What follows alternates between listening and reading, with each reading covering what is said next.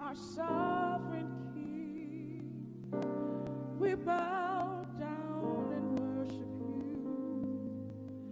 Oh, Holy One, we bow down before you. We bow down in praise. We bow down and worship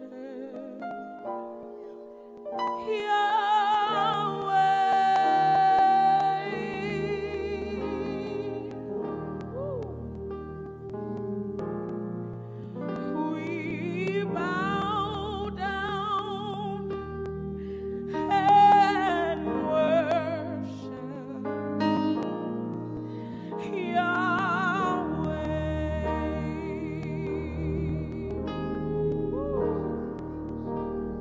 So we say, Yahweh, Yahweh, Yahweh. Oh, Yahweh. We bless you, Father.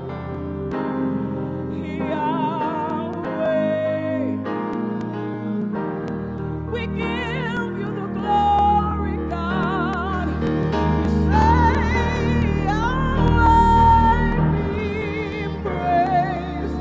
You take the glory, God. Yes. Woo! You take the honor.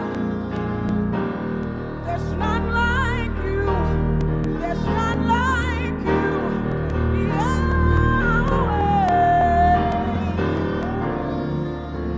Yahweh be praised. Yahweh. Woo. Yes, God. Oh, yes, God. Jehovah, you are the most high. You are the most high God. Jehovah, you are the most high. Oh God. You are the most high God. Help me sing. Jehovah, we give you praise. You're deserving of it, God. You are the most high God. When our backs were against the wall, God, you still came through for us, Father. We'll be careful to give you the praise, God. Yes, God.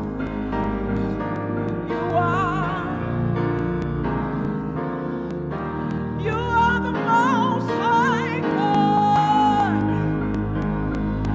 You never given up on us. You keep going, going for our good God. You are the most high God. Hello, hello, hello, hello. Good evening, good evening, good evening, everybody. How are you guys doing? Thank you so much for joining us tonight. We humbly apologize for the late start. You know, stuff that's happened. Things that happen sometimes. But thank you so much for tuning in. We're going to ask you to do us a favor. Please go ahead and share this link. We have Dr. Harrison, and he's coming up. We know the doctor is coming up. So when the doctor comes, and sometimes we just a little bit late because, little things just Things happen. happen. People just have need of the doctor. So we thank him so much even before he comes for just willing to come and speak with us tonight. And I'm going to give us a little insight about him.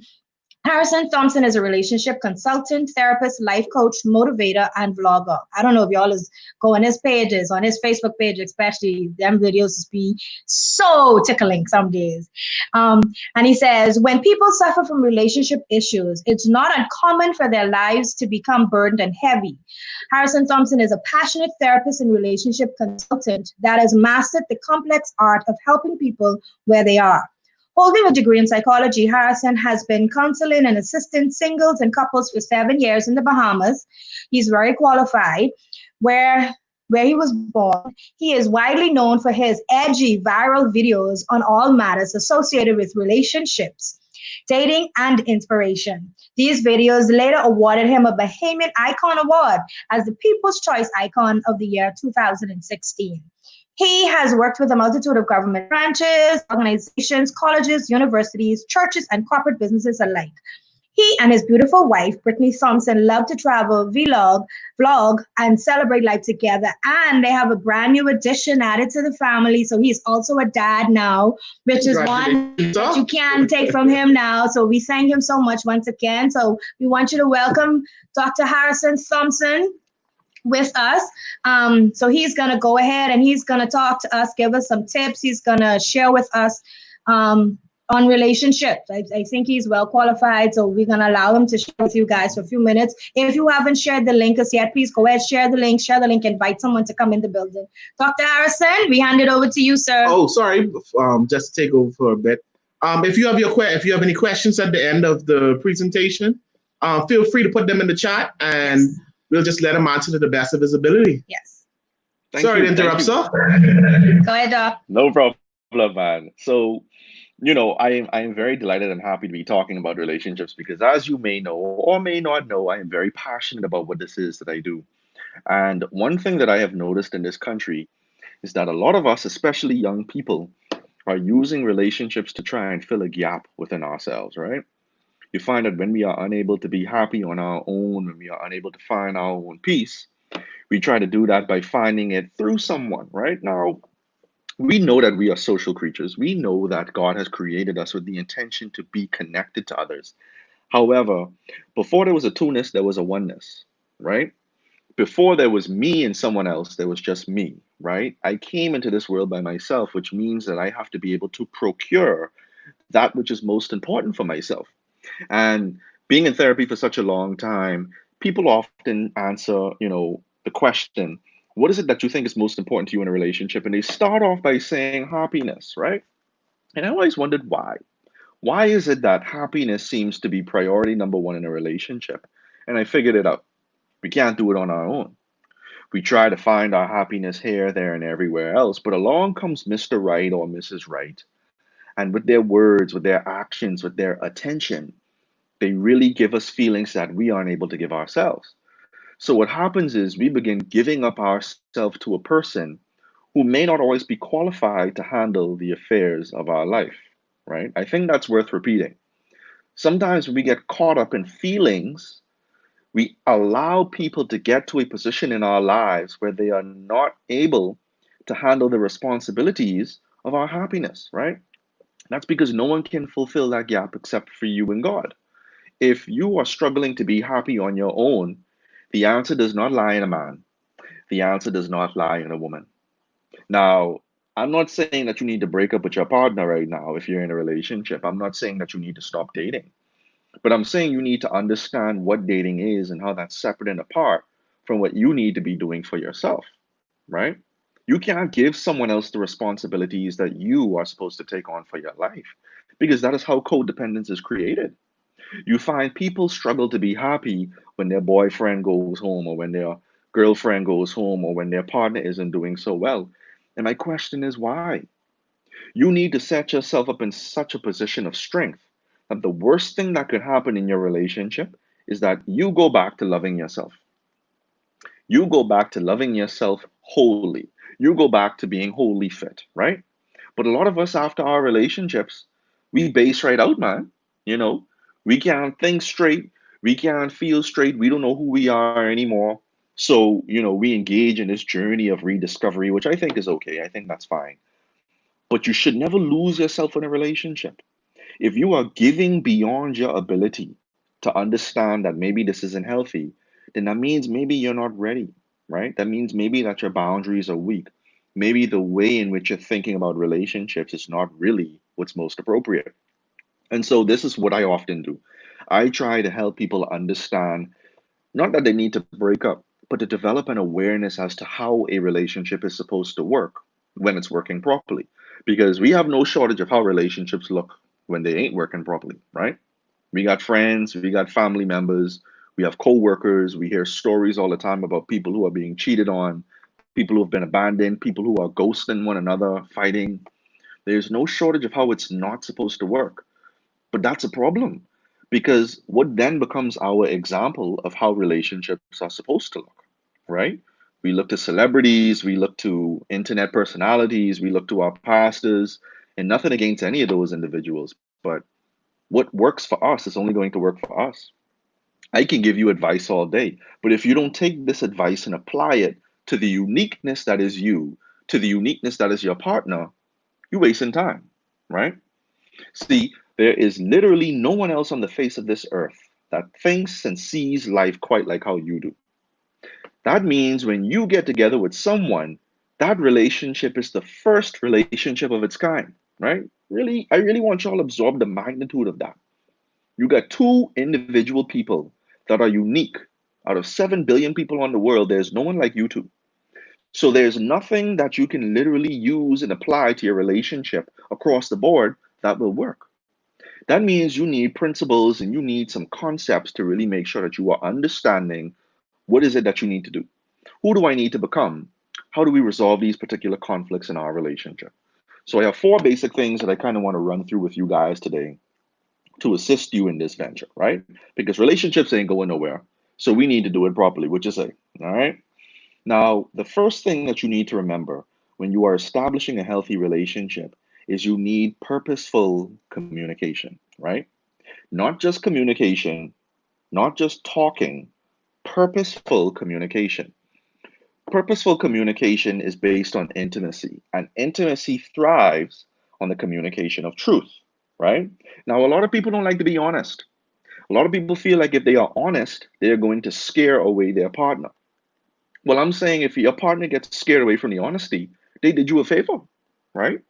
I don't want my partner hanging around, lying to me, living in denial that they really feel a certain type of way. No, I want my honesty to scare you if that's exactly what it's going to do. Because I am not willing to change who God has designed me to be to make you more comfortable, right? Now, to a degree, we need to understand that there's a finesse to relationships, right? There is a give and a take. If God has designed me to be a pastor, I need to understand that that comes with certain consequences, right? I may have time out of the house. If God has designed me to be a therapist, right, there's going to be a lot of time out of the house. I have to understand and purposefully communicate to my wife what is this that God has ordained me to do. Then you need to communicate to me as well. What are your needs?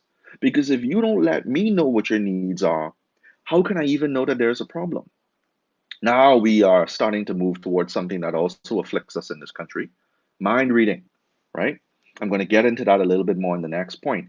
But you need to understand that your relationship cannot progress until you have purposeful communication, all right? Now, realize I didn't say talking. The problem with Bahamians is everybody talking, right? You ask a fella what he doing with that gal over there, and he say, "Man, we talking, man. I ain't really know. It ain't nothing serious." You talk to that gal down there, and she gonna say, "Well, what's up with you and him?" Man, we talking, talking, talking, talking. You know what talking is? Talking is an exercise in feeling good. Talking is an exercise in feeling good. I could talk to my TV. I could talk to my dog. I could talk to myself. That doesn't mean that I'm communicating. And that doesn't necessarily mean that you are communicating in your relationship, right?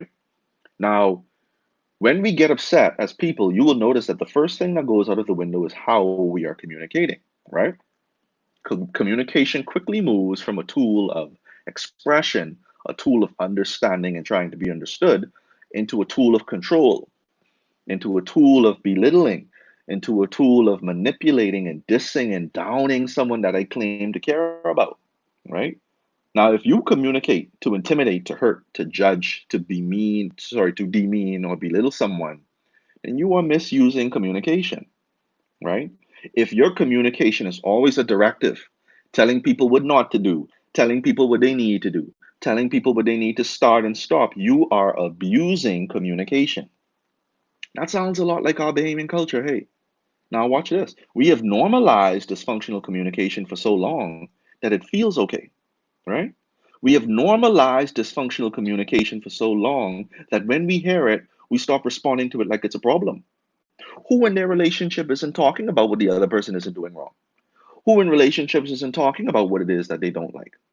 I'm not saying that that's not appropriate, but I'm saying that that isn't always communication. See, sometimes all we're doing is talking, talking, talking. We never get to receive. We never get to see that maybe my version of what I think is right isn't really right. So you need something else, right? And that segues into the second key now, right understanding. So the first key was purposeful communication. The second key is now right understanding. Okay? Right understanding is a venture that you have to engage in, right? Right understanding is not something that your partner is automatically supposed to know, right? If you don't give me information, how can I draw a successful, accurate, valid conclusion? If you don't tell me how you feel, how can I know what to do? I am not a mind reader, right? There's no way that we can read minds. However, Bahamians have gotten so lazy, we just figure if I find someone like me, I don't have to explain myself, right? Biggest, biggest mistake you could ever make. If you think that by finding someone like you will alleviate the need for you to explain yourself, well, I got news for you. You're not going to find them, right? Now, my boy tried to pick my brain the other day, and he says, well, Harrison, I don't think it's so hard to find a person who's such like yourself. Now, excuse me, this is not a Christian fella, right? He says, Harrison, I want a woman who's going to be able to drink like me.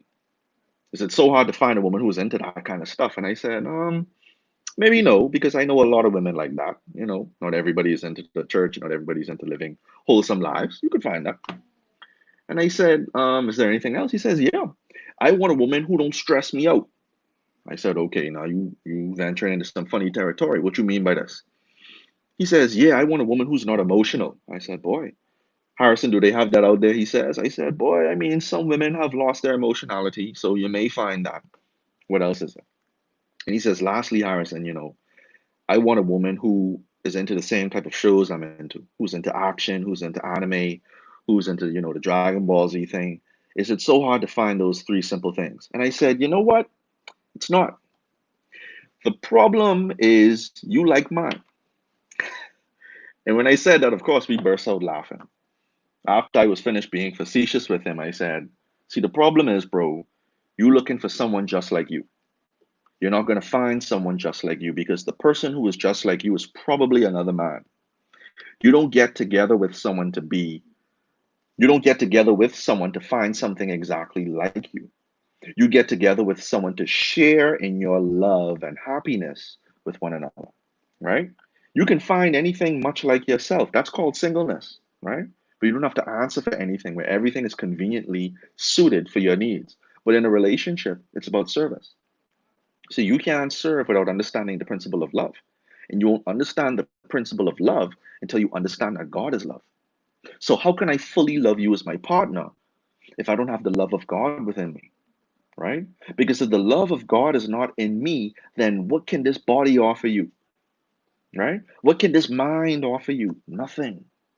Nothing. We like to believe that we are something to talk about without God, but the truth is, we ain't nothing without God. So I cannot love you if I don't love God. Because if I don't love God, then I will not understand how to give you the love that you need. So to give you the love that you need, I have to develop a right understanding that communication on its own is not enough.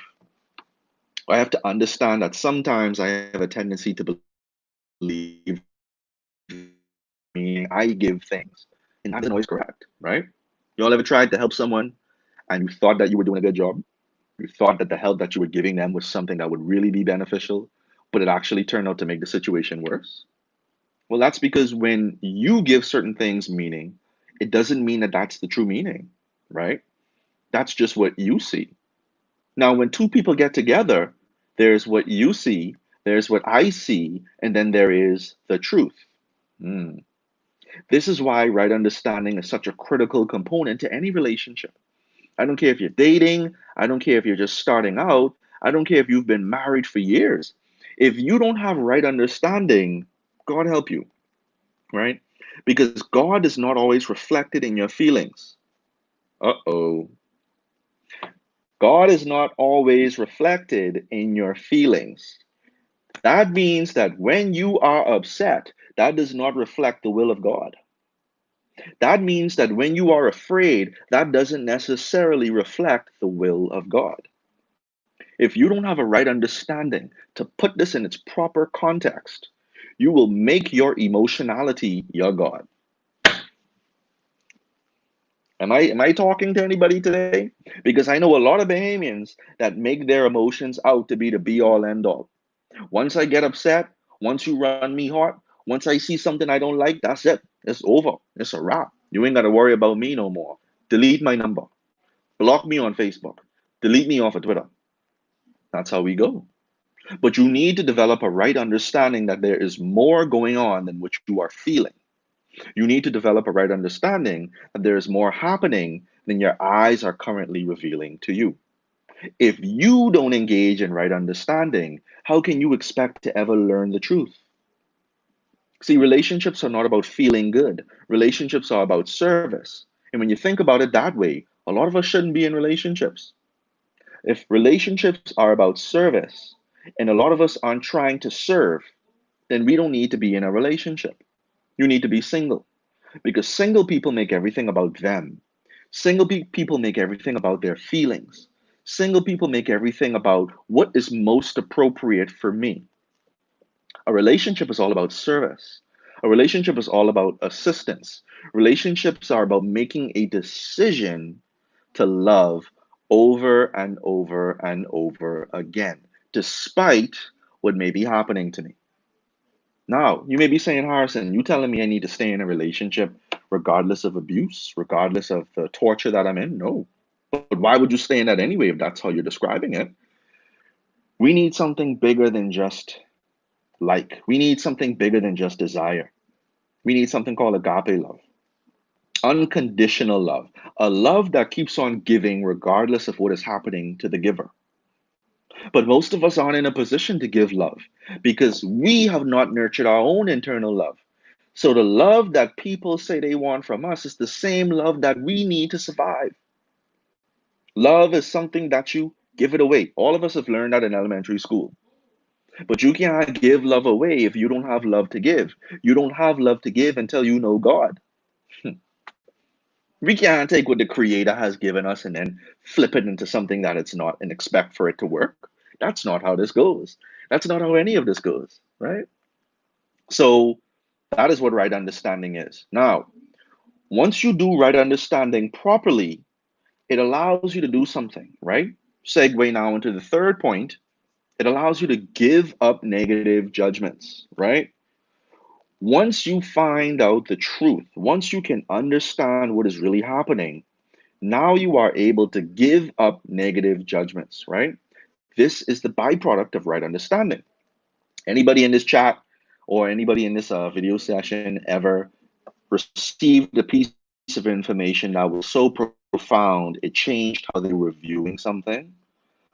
Like maybe you had someone out to be this terrible person, right? And you saw some information, you saw a message, or you got to know them, and then it's like it clicked. This person isn't bad, they're misunderstood. This person isn't terrible, this person has just been through a lot. And it's like the minute you see them for who they are, the minute you understand them, it allows you to release so many things that you've been holding on to before. It's an aha moment, right? Like when people in science throw the papers over the wall and they shout Eureka.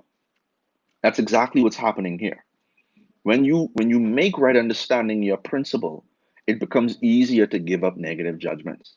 So if you are holding on to a grudge, struggling to get over an ex, or trying to reconcile with your partner right now and you can't, the problem is that you haven't nurtured right understanding enough to give up negative judgments. Now, check this out. Negative judgments are not just something you hold for other people. Sometimes we have negative judgments of ourselves. You can believe that? Sometimes we beat ourselves up more than we beat up other people because maybe guilt is forcing us to think that we should have done better, right? Maybe our parents made us feel as though we're the problem growing up. Maybe we were in a toxic and abusive relationship where we were on the receiving end of narcissism. So they made every problem about us. They made everything about what we were not doing. And so we beat ourselves up. But see, right understanding allows you to release that because you will realize that the majority of problems in relationships are not about you, it's about people. And people project their problems onto you like it's your fault. But if you don't have a right understanding through purposeful communication, you're never going to get to the core of why things aren't happening the way you want them to happen. So I have learned that the more I can appreciate someone for who they are, not for who I want them to be, not for who I want them to be, the more I can appreciate you for who you are, the more I can release negative judgments. This one principle has the power to change the world. But see, we're not doing this in the world. We're trying to bend the world around our problems. So you're telling me I have an anger problem. I don't want to see the anger problem. I want to bend life around my anger problem so that my anger problem is no longer the issue. So you know what I say? I say something like, y'all can't handle real talk. I say, y'all don't know how to deal with truth because those sentiments allow me to feel better about my anger problem. But if I was real, if I was purposefully communicating, if I was rightfully understanding, and if I was releasing negative judgments, I would realize that, maybe it's not always about other people. Maybe sometimes it's about me. But you're not going to get to that if you don't learn how to give up negative judgments. And so this brings me to my last point for this call, accepting responsibility. Once you've communicated effectively, once you've gained right understanding about something, once you have released your negative judgments of yourself and of other people and learned how to forgive, now you can accept more responsibility. And accepting responsibility is basically saying that we can't get to where we need to get in this relationship until we can hold each other accountable, right? But Bahamians don't like this. We hate it when people hold us accountable because it makes us feel seen, it makes us feel naked, it makes us feel vulnerable. Because being held accountable is owning your mistakes, it's owning the fact that you got a cursing problem, it's owning the fact that you have an attitude problem, it's owning the fact that you have an ego problem, that you have issues that have been pervasive, stopping you from really experiencing the fulfillment of your relationships. You can't go anywhere until you hold yourself responsible because other people won't be able to hold you responsible. You will take every attempt from other people to hold you responsible as an attack on who you are. I used to be like that, right? The therapist. Everybody thinks that I have an amazing relationship, and I do, but it's not without its problems, right? I am still growing as a man. And that means I have to learn how to continually accept more responsibility for the things that affect me. I don't want to be a victim because victims are powerless to create change. Victims feel like everything else in the world needs to change before I do. But tell me, who says that you're the most important person in the world, right? Who says that you are the center of the universe? That's God, not you. So people aren't going to wake up thinking about how they can please you, and especially not your partner. But see, if you continue to look at yourself as separate from the issues that are affecting you, then you're going to fail and see how these things are something you can manage and control. Victims are always misinterpreting situations, right? Looking at how people are talking in truth as an attack on them. Victims are always making things about them. They take everything personal, not serious. And as a result of that, they fail. As a result of that, they run away from their relationships. They run away from their challenges. They run away from connecting with people because they fail to accept responsibility. If you are a young man or older man in this chat right now, you need to understand that the cure for your relationship challenges is responsibility. You can't affect change until you become responsible for that which affects you. How can you create vision if you don't take responsibility for the fact that there are some things you need to manage better in your life? And the same is also true for women, but I felt the need in my spirit to say that to young men. Because we want women to do everything for us. We want women to raise us. We want women to be our mothers. We want women to make life comfortable for us. But the truth is, we keep taking and taking and taking from our women without recognizing that we got to give something back. You can't give anything back to your woman until you are submitting to God, bro. You are not worthy of submission until you are submitting yourself to God, because she can't trust you if you don't trust God. I don't care about this whole the Bible say you need to submit unto me because your body is my body and vice versa. No, that don't mean nothing. If you are not submitting yourself to God, don't expect that woman to submit to you based on power, based on gender roles. No way. Accept responsibility for this so that you can impact it, so that you can get the relationship that you want to get in this place. All right. So I'm thankful so much for you guys' attention. I am hoping that you were able to take away something from today. It is my prayer, it is my hope, it is my joy that you guys can take this information and spread it out to your circles, because you never know, you may be able to reach someone that I can't. All right. So what we're going to do now, I'm assuming, is we're going to open up the floor and the panel for any questions. If any of you would have those questions, this would definitely be the time. All right. Thank you. Oh, Doc, that was awesome. Awesome. I mean, these people was in the chat telling you to preach. You was going in, so you was going all the way in. That's what I do. You sound like you come from under the banner of love, eh? Boy, listen, Church of God that's prophecy. that's COGOPA. Look at y'all. Okay, but there's one question that there's two questions actually that came up earlier, and someone asked, where do a person stand if their level of understanding is poor, the person who they're communicating with?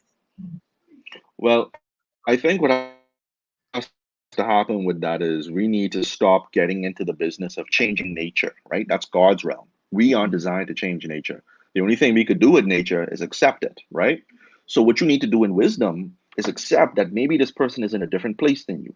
But you got to do that early on before you start creating a bond with them, because most often people don't realize that until feelings are involved, right? So it's like, now I have feelings for a person who doesn't have the responsibility to manage this relationship. And that's a very, very bad place to be in, because now it's like you're working against yourself to find peace. But unfortunately, that's what we have to do sometimes. So make sure that you're being present in the moment, not looking so much at potential, but looking at who they are right now and then making your decisions based on that. Yeah, because that's one of the questions I would have had for you, and talking about how important it is for, before you get all lovey-dovey and feelings are invested in a relationship, to actually see who the person is, actually take Right. note and take stock, truly evaluate if this person is the person that I want to tie myself to. Because Right. after we've put ourselves in such a lovey-dovey place, we gloss over everything. They could be the worst monster in the world. We don't invest in our feelings into that person, Infatuation is designed to make us downplay a lot of bad things, right? Because if we are honest about it, without infatuation, a lot of us would run away from each other, right? Because there are just parts of our personality that sometimes aren't really tolerable, right? Like a lot of us got attitude problems, a lot of us got our stink ways. We nasty, man. We are not, we are not, we're not rational people, right? Like sin is pervasive. We are all broken in some way, shape, or form. So while infatuation serves a purpose, the relationship cannot exist in infatuation 24/7. After we come out of that cloud, now we got some work to do. But before we come out of that cloud, we have to make sure that there are certain elements at play, because it's not about trying to know what's going to happen. It's about being ready for whatever does happen, right? Because there's so many different things that can go wrong in a relationship. There's no way you can have a cheat sheet on what's coming tomorrow. But on principles and values, you can maintain a state of readiness to respond to whatever that is. And for me, one of those principles is love. Love covers a multitude of sin. And so once we are able to take on a perspective of love, it doesn't matter what comes our way. We can solve this. Was excellent. Earlier on in your presentation, you talked about codependence, how some relationships form a codependence. I want you to, if you could elaborate some more on what that is and how to avoid what that looks like and how to avoid that in a relationship. Okay, so basically codependence is when I give up something that I should be doing to another person, right? For example, if I could make it very clear and petty, that's like me giving up my credit card to my wife. Now, my finances are totally dependent on what she does with my credit card. Now, that may be a good thing and it may be a bad thing. It's a good True. thing when she's managing it. It's a Yeah. bad True. thing when she isn't, because now I am totally affected by you and I can't do anything about it. Codependence is when we give our own responsibility over to other people. And that Mm. could be our responsibility to love ourselves. That could be our responsibility to nurture our faith walk with God. That could be our responsibility to do things that will move us forward in life. If I keep on giving that up to other people, it's not going to work when they have their bad days, right? Because as human beings, we're going to have our moments when we just simply cannot rise to the occasion. I don't want my peace and happiness to be dependent on your humanity. So codependence is a funny situation, and once you get involved in that, you'll realize just how little responsibility you've been taking for your own life, and that could really disrupt your inner peace, man. Yeah. Mm. And then I want to ask you about something to explain about something that you were talking about last night. I think it was last night, I'm not sure, about traumatic bonds. I know we form bonds in relationships and that helps us to, come together. But I want you to speak about traumatic bonds. So people will often say that they don't feel alive in their relationships until there's drama, because Yeah. drama pulls a part of us out that is so out there, right? It's flamboyant, we're loud, we're focused. For a while, drama makes us feel like we are the center of someone's world. We That's like Yeah. what it that is. because a lot of us are trying to fill a void of being important and feeling needed in life, right? And that's only something God could fill for you, by the way. But a trauma bond happens when someone does that for us. But instead of seeing how we're rewarded with abuse, we continue to fight for the original love, never really getting it back. So it becomes like you're chasing a first high, where it's like, I want to go back to the love we used to have. But because I like the feeling of being chased, because I like the feeling of being hounded after, and because I like the feeling of knowing that I could hold this over your head, I'm not going to give it to you when you need it. Now, a lot of us don't realize we're doing this, which is even scarier. But some of us do realize we're doing it, and that's when it becomes a narcissistic thing. I didn't want to go down that route because I feel like a lot of people already explore narcissism. I wanted to speak about it from a different perspective of trauma Prospect bonding and positive, yeah. friendship. Yeah. So that's what that is. Mhm. All right, Mhm. I think that is us. Thank you so much. I don't see any more questions here in the comments. So we just want to say thank you so much, Doc, and we want to give you the last few minutes to wrap it up. Any last comments, quotes, Yeah, definitely. suggestions? So, regardless of anything in life, I think we have over glamorized relationships to be something that we have to be in for our life to start. I want to say Mm. to all of the single people out there that you are not in the hallway of purpose. You need to understand that your life has purpose right now. And Yes. if you continue to step out of your purpose to find someone, then you remove yourself from that heavenly insurance that God has designed for you to be fruitful in this life, to be successful in this Wow. life. Well, that's good. So don't chase a relationship because you're tired of being single. Understand that having standards in life will sometimes means increased periods of loneliness. Don't run away from that. Your relationship will come when it is the time, but you're not going to know when the time is if you are not walking in your purpose. So seek purpose first, and the relationship will manifest later. Awesome. Awesome. Awesome. That was phenomenal. Thank you so much, Doc. We're going to stick to our promise that we promised you. Thank you so much again. Tell your wife thank you. Yes, Thank thank you. you so Thank much. you. Hopefully, we can get you back on, but we can talk a little longer at another time Yes. about relationship because this month for us, we've been talking about relationship, different aspects of relationship, people to people and people to God, and just helping us Mm, to understand the importance of it all working together. Together, It's a yeah. threefold cord. You can't separate it. I love We it. need I one love another. it. So more and more in our society, we recognize how much we need to understand us, and then so we can understand each Each other. other. Big So, facts. I love it. yeah. So once again, thank you so much. God bless you and have a wonderful evening. Thank you very much, Judah. Good night. Good night, Thanks, everybody. everybody.